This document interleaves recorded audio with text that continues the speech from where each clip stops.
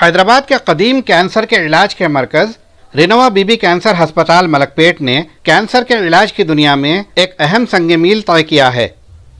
खून के कैंसर और खून के दीगर पेचीदा अमराज में मुब्तला बच्चों और बड़ों के लिए जामे बोन मैरो ट्रांसप्लांट यानी हड्डियों के गुद की मुंतकिली और सेल्यूलर थेरेपी की जदीद खिदमत का आगाज़ किया है। रिनोवा बीबी कैंसर अस्पताल का दावा है कि मफलूकुल हाल मरीजों को बैनुल अक़वामी सतह का इलाज इंतहाई कम कीमत पर दस्तयाब होगा। Chief operating officer Renova Bibi cancer hospital professor Mohammed Masood Ahmed ने senior medical consultant and hematologist व बोन मैरो ट्रांसप्लांट के माहिर डॉक्टर MD नदीम अहमद, सरबराह शोबे bone marrow transplant and cellular therapy medical consultant and hematologist doctor Vishal Toka और मेडिकल डायरेक्टर व radiation oncologist doctor Syed Akram Kotwal के हमराह media conference के जरिए तफसीलात बताईं। बादाना रिनोवा बीबी कैंसर अस्पताल की पूरी टीम ने एडिटर HDTV मोहम्मद अमजद अली से तफसीली गुफ्तगू की। सर्जरी, मेडिकल और रेडिएशन, ये 3 ट्रीटमेंट्स रहते हैं। तो मेडिकल में कीमोथेरेपी, इम्यूनोथेरेपी, टारगेटेड थेरेपी और हार्मोनल थेरेपी, ये मुख्तलिफ किस्म के ट्रीटमेंट है मेडिकल में, जो ब्लड के जरिए जाते हैं। मुंह के से टैबलेट्स ले सकते हैं या ग्लूकोज बॉटल के जरिए इंजेक्शंस देते हैं, जिससे कैंसर का ट्यूमर या ब्लड कैंसर है तो वो कैंसर कम होता। ये कम होने के लिए एक लंबा प्रोसेस है। कीमोथेरेपी देते हैं हम लोग वीकली वंस, 2 वीकली वंस या कभी कभी 1 मंथ एडमिट करके, स्पेशली ब्लड कैंसर्स। तो ब्लड कैंसर्स में बच्चों में और बड़ों में दोनों में होता ब्लड कैंसर। इसमें जो है ल्यूकीमियाज, ALL, AML, लिम्फोमास, ये मुख्तलिफ किस्म के नेम्स हैं इसके। तो ये जब कैंसर होता है तो ब्लड प्लेटलेट्स गिर जाता है, हीमोग्लोबिन गिर जाता है, WBC कभी बढ़ जाता है बहुत ज़्यादा। तो उसके लिए कीमोथेरेपी और टारगेटेड थेरेपी देके हम लोग उसको कम करते हैं। कम करे बाद बोन मैरो बोल के एक टेस्ट था, वो करके अगर वो नॉर्मल आया तो एक 30 to 40% केसेस में बोन मैरो ट्रांसप्लांट करना पड़ता। ट्रांसप्लांट मतलब बोन मैरो रिप्लेसमेंट। एक पेशेंट को बोन मैरो खराब होने की वजह से ब्लड कैंसर आया, वो खराब बोन मैरो को वापस सही करने के लिए या तो उनका खुद का ब्लड हम लोग मॉडिफाई करके डालते हैं या नहीं तो उनके भाई बहन, उनके वालिदैन का ब्लड लेके डालते हैं। इसको बोलते हैं bone marrow transplant. Bone marrow transplant के लिए सेपरेट यूनिट और एक specialised team, isolation, HEPA filter, ये सब चीज़ों की रिक्वायरमेंट है जो अब तक ये एरिया में नहीं था। और ये हम लोग अब स्टार्ट कर दिए ट्रीटमेंट। ब्लड कैंसर का ट्रीटमेंट तो ऑलरेडी 20 to 25 पेशेंट्स कर दिए और ट्रांसप्लांट भी इंशाल्लाह अनकरीब हम लोग स्टार्ट करेंगे। ब्लड कैंसर के अलावा दीगर कैंसर्स में भी बोन ट्रांसप्लांट की जरूरत पड़ती? बोन मैरो ट्रांसप्लांट नहीं, बोन मैरो ट्रांसप्लांट का ब्लड कैंसर में सबसे ज़्यादा रोल है। ब्लड कैंसर मतलब ल्यूकीमिया, लिम्फोमा जो हुदूद में आता, उसमें भी ब्लड ट्रांसप्लांट की जरूरत है। और एक 2-3 कैंसर है जो नॉन ब्लड कैंसर है जिसमें ट्रांसप्लांट कर सकते हैं, जैसे कि जर्म सेल ट्यूमर से टेस्टिस के, उसमें भी ट्रांसप्लांट करते हैं। तो आपका सवाल सही है, लेकिन ज़्यादातर उमूमन जब हम सुनते हैं कि किसी को बोन मैरो ट्रांसप्लांट हुआ तो वो ज़्यादातर ब्लड कैंसर में है। और इसका प्रोसीजर कैसे रहता? बताते हैं। ये बोन मैरो ट्रांसप्लांट जो है 2 तरीका रहता है। एक ऑटोलॉगस बोन मैरो ट्रांसप्लांट रहता है, एक allogenic bone marrow transplant. Autologous का ये रहता है कि पेशेंट के बॉडी से ब्लड से स्टेम सेल्स निकालते हैं, वो प्रिजर्व, क्रायो प्रिजर्व मतलब -80 डिग्रीज के उधर प्रिजर्व करके फिर हाई डोज कीमोथेरेपी देते हैं। देने के बाद वो जो स्टेम सेल्स प्रिजर्व कर रहा है वो देते हैं, वो ऑटोलॉगस बोन मैरो ट्रांसप्लांट है। ये पूरा 1 महीने तक चलेगा, क्योंकि वो जो कीमो देने के बाद 2 वीक्स तक WBC प्लेटलेट्स हो और कम हो जाते हैं और इन्फेक्शन होने का चांस रहता है। जब वो पूरा प्रोसीजर खत्म होने के लिए 1 मंथ तक लगता। और 1 मंथ में कितने सेशंस होते? 1 मंथ में अगर 4 डेज का कीमोथेरेपी रह सकता है, 1 डे का रह सकता, तो डिपेंडिंग ऑन द कैंसर, कौन सा कैंसर है उसके हिसाब से रहेगा। तो दूसरा है allogenic bone marrow transplant. Allogenic भी ऐसा ही है, डिफरेंस ये है कि जो ब्लड है उनके ब्रदर सिस्टर नहीं तो वो मैच डोनर बोलते हैं, तो उनसे लेके इनको वो कीमो देने के बाद वो स्टेम सेल्स देके फिर वही सेम प्रोसीजर रहता। ये एलोजेनिक बोन मैरो ट्रांसप्लांट जो है थोड़ा कॉम्प्लिकेटेड रहता ऑटोलॉगस से, क्योंकि उसमें ग्राफ्ट रिजेक्शन का बहुत चांस रहता और थोड़ा लंबा प्लेटलेट्स और WBC रिकवर होने के लिए भी थोड़ा ज़्यादा टाइम लगता। तो इससे पहले बीबी कैंसर हॉस्पिटल में बोन मैरो ट्रांसप्लांट की फैसिलिटी नहीं थी? नहीं थी, अभी first time start. Okay. BB cancer ही नहीं, जैसा कि मैं बताया कि ये एरिया में साउथ जोन समझिए या पुराना शहर या मूसी नदी की ये तरफ ब्लड कैंसर में बोन मैरो ट्रांसप्लांट के ब्लड कैंसर का ही ट्रीटमेंट बहुत कम लोग करते थे। अच्छा। कीमोथेरेपी वगैरह भी नहीं देते थे, वो तो अब हम लोग स्टार्ट करके 2 साल हो गया। उसके अलावा बोन मैरो ट्रांसप्लांट का तो ये पहला यूनिट है समझिए। ओके, तो क्या क्या फैसिलिटीज़ आप न्यू डेवलप किए ये बोन मैरो ट्रांसप्लांट के लिए? एक तो आइसोलेशन रूम जैसा मैं बताया, रूम्स और हेपा फिल्टर्स रहते उसके कि इन्फेक्शन बाहर के एटमॉस्फेयर से बिल्कुल डिस्कनेक्ट करके हम एक खाली उनको एक आइसोलेटेड एसेप्टिक एटमॉस्फेयर देते जहाँ इन्फेक्शंस नहीं होना और बाहर का कुछ भी माइक्रो ऑर्गेनिज्म अंदर नहीं आना पेशेंट के लिए। उसके लिए मल्टीपल स्टेप्स ऑफ एंट्री रहती। क्या डॉक्टर अगर देखने भी जाना है तो उनको गाउन पहनना पड़ता, फिर 2 डोर्स से पास होना पड़ता, हैंड वॉश करना पड़ता, ग्लव्स, फिर हेड कैप, फिर dedicated sister, dedicated ward boy, ये सब रहना पड़ता। वो सब हम लोग अरेंज करें। साथ में एफेरेसिस मशीन रहती जिससे ब्लड में जैसा सर बताया स्टेम सेल्स अलग करने के लिए वो एक रहता। और उसके अलावा रेडिएशन का ट्रीटमेंट भी ब्लड कैंसर्स में थोड़े केसेस में बोन मैरो ट्रांसप्लांट करते ना उसमें देते, टोटल बॉडी रेडिएशन। तो ये सब फैसिलिटीज हमारे पास है। ओके, तो ये बोन मैरो ट्रांसप्लांट करने के लिए क्या क्या तैयारियां करना पड़ता है?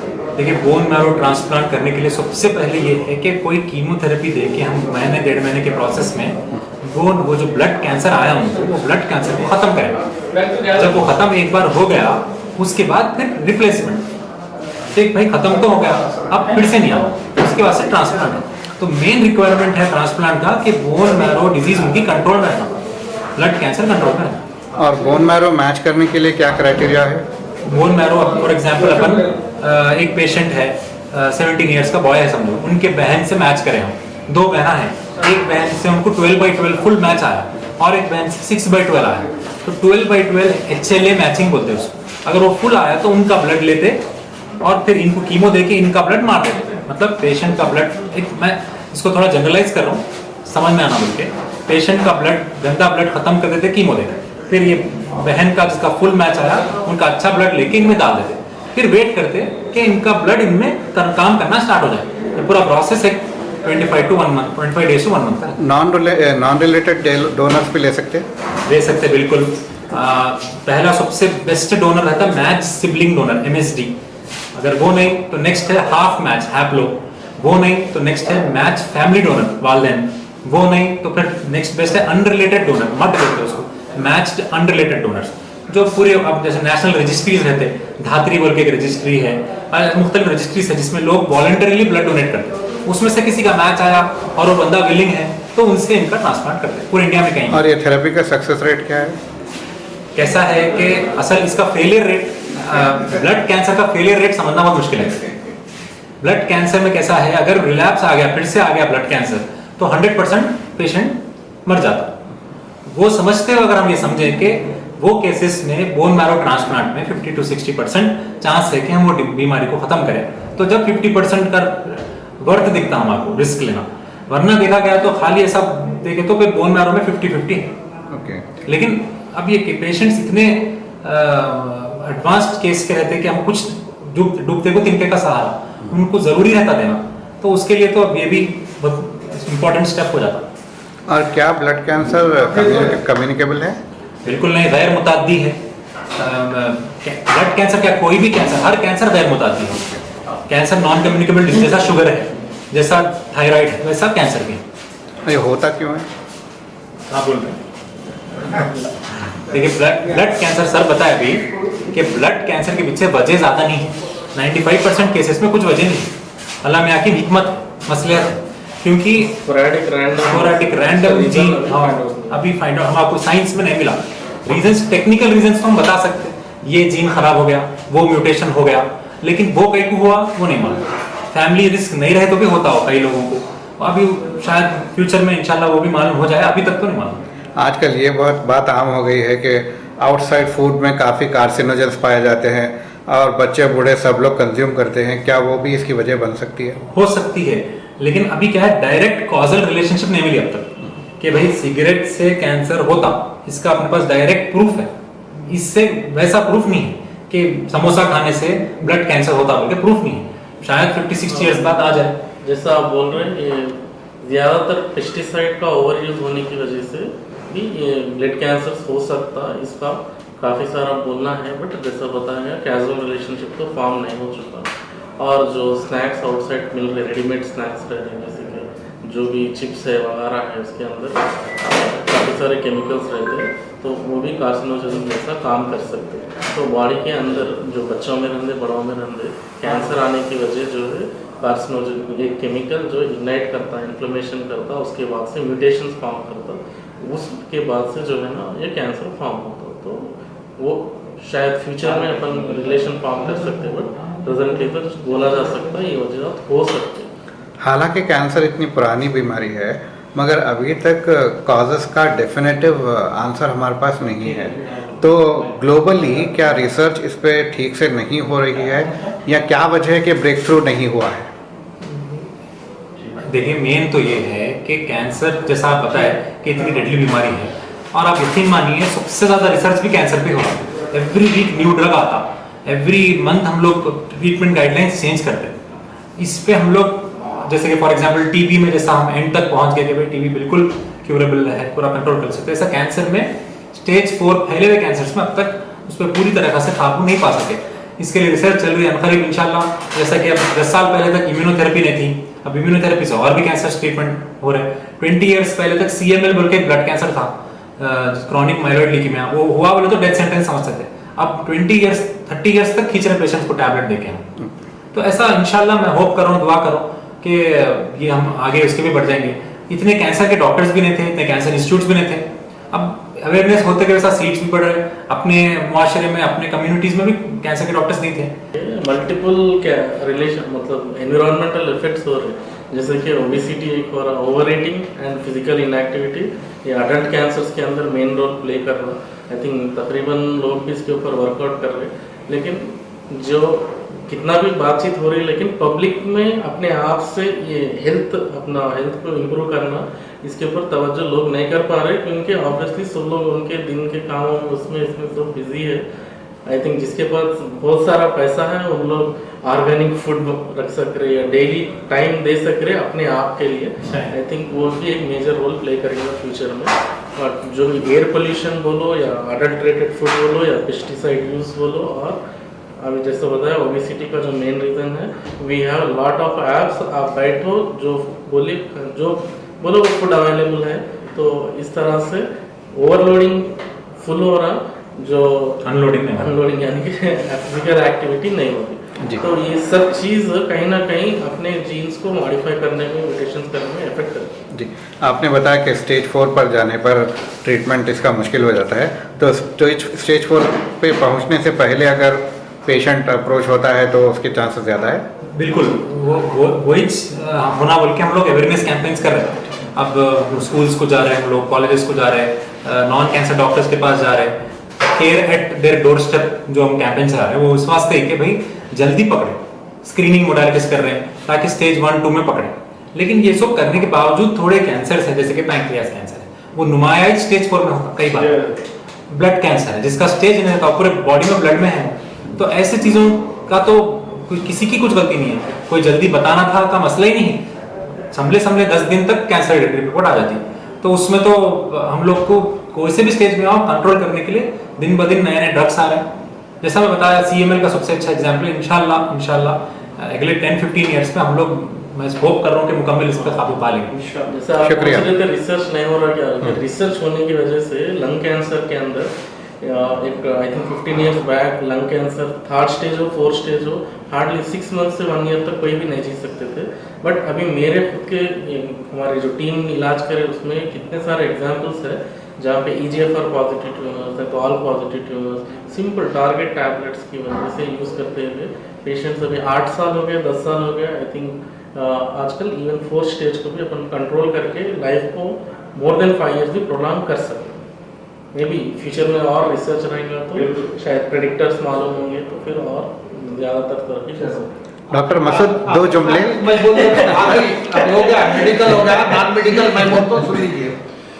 जब से हम लोग बहैसियत स्टूडेंट घर में नाश्ता करना छोड़ दिए हैं, वालिदैन नाश्ता बनाना बंद कर दिए हैं, और हमारे बच्चे कॉलेजेस वगैरह को, स्कूल वगैरह को टिफ़िन बॉक्स लेके जाना छोड़ दिए हैं, और हिंदुस्तान या हैदराबाद में ख़ास तौर से लोग हफ्ते में 1-2 मरतबा दावतों में, होटलों में खाना आम है।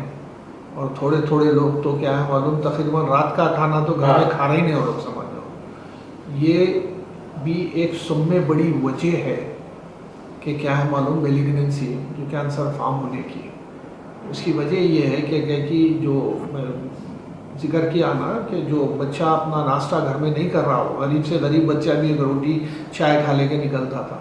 अब ये जितना भी रोड साइड फूड है, समझ जाओ जिस तरीके से, वो भी कॉम्पिटिटिव है। 20 रुपये में दे रहे हैं आपको, 25 रुपये में दे रहे हैं, तो वो लोग क्वालिटी कैसा मेंटेन करेंगे।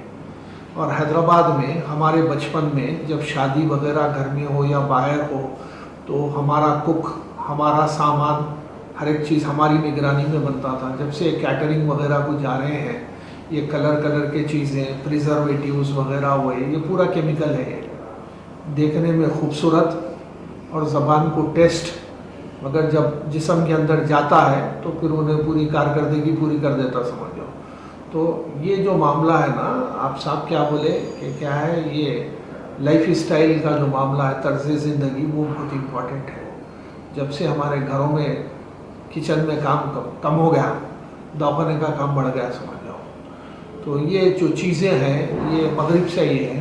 जैसे हमारे लोग जैसे अमेरिका, कनाडा वगैरह मिडल ईस्ट में गए, तो वहाँ हो रहा ये कि वीक में 1 दिन या 2 दिन पका दिए, बस वो फ्रिज व्रिज में रख लिए, वही खा लेते बैठे, समझ लो। तो बहुत सी चीज़ें हैं। तो ये हमारी तर्ज ज़िंदगी को चेंज करना, ख़ास तौर से कोविड के बाद आम आदमी रात तमाम जगता है, दिन में सोता है या नहीं भी सोता है, समझ लो। खाने पीने का मामला है, सोने का मामला है, फिज़िकल एक्टिविटी है और स्ट्रेस का जो मामला है, ये 4 चीज़ें जो है, food habit, sleeping habit, physical activity और स्ट्रेस, ये चारों चीज़ों से आपकी तबाह हो गई ज़िंदगी, समझ लो ये।